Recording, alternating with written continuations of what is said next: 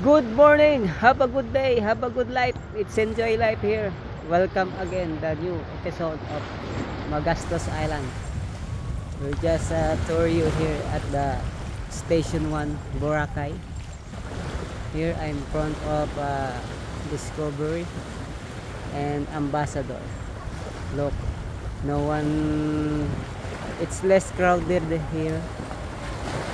Look, just a few people like that playing volleyball. Oh, see? Volleyball, tennis, volleyball also, and then frisbee. And then if you want to go here, just it's good for not crowded area. Oh, look, no one swimming here. Oh, look at the sunset. Wow, it's a perfect it's perfect view here. See, and you can go with privately. You can relax. See, it's a fewer people here. Look at the small keyhole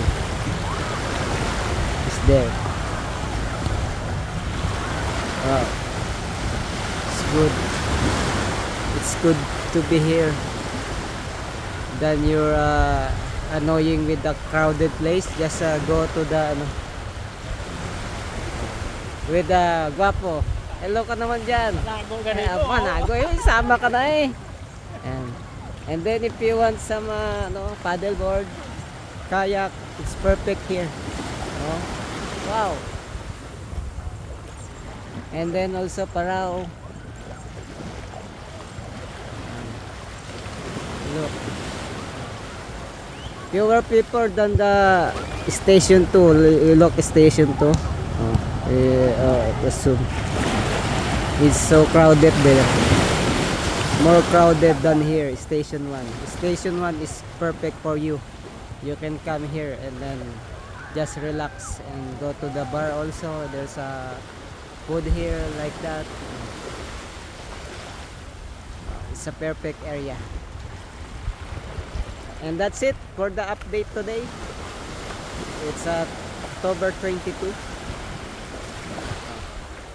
Wednesday, and that's the sunset. Enjoy and don't forget to smile. Whoop!